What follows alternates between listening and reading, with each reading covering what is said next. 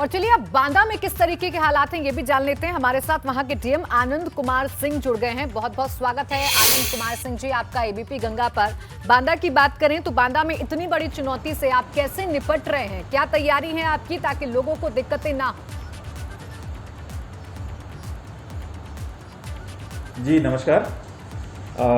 बांदा में आज की तारीख में कुल 869 ही सक्रिय केस बचे हैं और इसमें से 95 केसेस जो हमारे हैं वो L2 फैसिलिटीज यहाँ डिस्ट्रिक्ट हॉस्पिटल में है और L3 की फैसिलिटी मेडिकल कॉलेज में है। 95 पेशेंट्स यहाँ एडमिटेड हैं और उनका उपचार चल रहा है। जनपद में अभी जो सेकेंड वेव आई है उसमें अब तक लगभग 6,706 लोग पॉजिटिव हुए और इनमें से 5,773 लोग ठीक हो गए और वो डिस्चार्ज होकर के बिल्कुल ठीक हैं इस समय। इस प्रकार से हमारा जो रिकवरी रेट रहा है वो 86.8% रहा है और यहाँ हम लोगों ने इससे निपटने के लिए बड़ी व्यापक तैयारियां की हैं। इस समय इस सेकेंड वेव में जो ज़्यादातर असर देखा गया है वो ग्रामीण क्षेत्रों में देखा गया है जी। तो ग्रामीण क्षेत्रों में हम लोगों ने यहाँ हमारे जनपद में 71 न्याय पंचायतें हैं। इन 71 न्याय पंचायतों में हम लोगों ने सेक्टर मजिस्ट्रेट तैनात किए हैं। ये प्रतिदिन अपने क्षेत्रों में जाते हैं और जो लक्षण युक्त व्यक्ति या रोगी हैं उनको चिन्हित करते हैं और फिर उनको हम मेडिसिन किट बांटते हैं।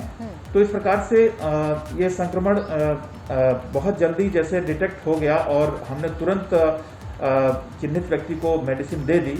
10 मेडिसिन होती हैं और 10 दिन का एक उनको पूरी किट दी जाती है। उसमें खाने का तरीका कैसा है वो एक उसमें स्लिप में लिख करके रख दिया जाता है। तो इससे हमें बहुत प्रारंभिक अवस्था में ही रोगियों का उपचार अगर हो जाता है, वो दवाई खा लेते हैं तो फिर ये स्प्रेड नहीं कर रहा है। इस प्रकार ये हम लोगों ने किया है तो इससे यहाँ नंबर ऑफ केसेस की संख्या बहुत कम हो गई है। लेकिन हम लोग इस पर प्रत्येक दिन इसकी हम लोग मॉनिटरिंग करते हैं। हम लोग खुद निकलते हैं, गाँव में जाते हैं। इसके अलावा हमारे यहाँ 469 निगरानी समितियां हमारे ग्राम पंचायतों में हैं और 121 मोहल्ला निगरानी समितियां हमारे यहाँ 8 अर्बन लोकल बॉडीज हैं यहाँ पर काम कर रही हैं। ये सभी निगरानी समितियां यही काम कर रही हैं। ये डेली बैठक करती हैं और ये जो चिन्हित व्यक्ति ऐसे व्यक्तियों चिन्हित करती जो उनको कोरोना के लक्षणों जैसे खांसी आ रही, लगातार बुखार हो रहा है, सांस लेने में दिक्कत हो रही है या टेस्ट और स्मेल की क्षमता का लॉस हो रहा है, ऐसे लोगों को ये लोग भी चिन्हित कर रहे हैं। तो इसके हमें इसको कंटेन करने में काफी मदद मिली है। आनंद कुमार सिंह जी, ऑक्सीजन को लेकर आपकी क्या कुछ तैयारी है? क्योंकि देखिए इस बार की जो सेकंड वेव है उसमें सबसे ज्यादा लोगों को ऑक्सीजन की जरूरत पड़ रही है, उन्हें हॉस्पिटलाइज होना पड़ रहा है और इसीलिए लोग घबरा जा रहे हैं, पैनिक की स्थिति क्रिएट हो जा रही है। तो आपके जिले में ऐसा ना हो उसके लिए आपने क्या कुछ तैयारी की है और कैसे ही वहां पर आपूर्ति है ऑक्सीजन की? जनपद बांदा में अभी तक कोई ऑक्सीजन प्लांट नहीं है, ना ही कोई रिफिलिंग प्लांट है। अभी वर्तमान दौर में तो हमें ऑक्सीजन भरुआ सुमेरपुर में एक प्लांट हमीरपुर में लगा हुआ वहां से मिल रही थी और कुछ ऑक्सीजन की आपूर्ति कबरई जनपद महोबा से हो रही थी। लेकिन इधर हम लोगों ने प्रयास करके 3 ऑक्सीजन प्लांट हमारे यहाँ सैंक्शन हुए हैं। एक ऑक्सीजन प्लांट मेडिकल कॉलेज में लग रहा है, इसका सिविल वर्क पूरा हो गया है और ये प्लांट PSA टेक्नोलॉजी पर आधारित है। ये प्लांट मई के अंत तक क्रियाशील हो जाने की संभावना है।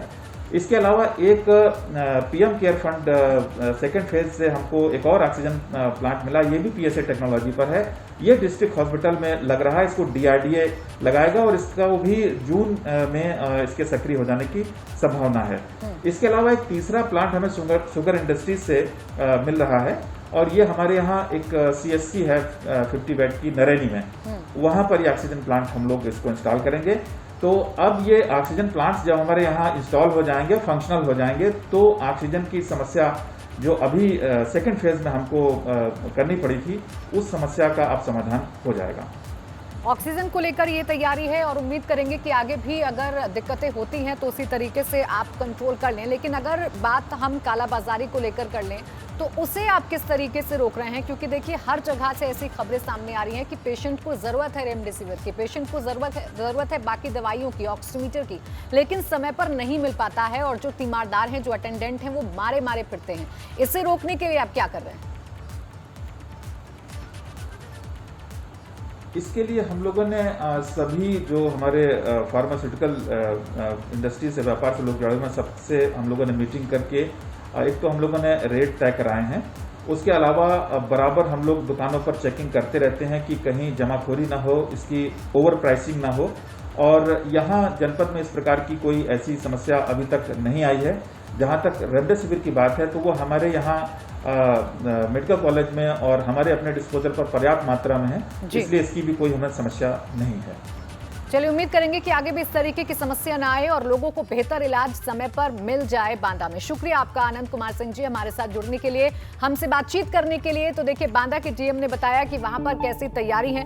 कुल 869 एक्टिव केस हैं और L2 अस्पताल पूरी तरीके से तैयार है। ऑक्सीजन को लेकर भी अब वहां पर प्लांट लगाने की मंजूरी मिल गई है, यानी जून तक प्लांट लगकर तैयार हो जाएगा और वहां से सप्लाई शुरू हो जाएगी। साथ ही साथ ग्रामीण इलाकों में नजर बनाए हुए हैं। ग्रामीण इलाकों में संक्रमण अगर फैलता है तो वहां पर किस तरीके से हालात को कंट्रोल में करना है, इसका भी रोड मैप पूरी तरीके से तैयार है।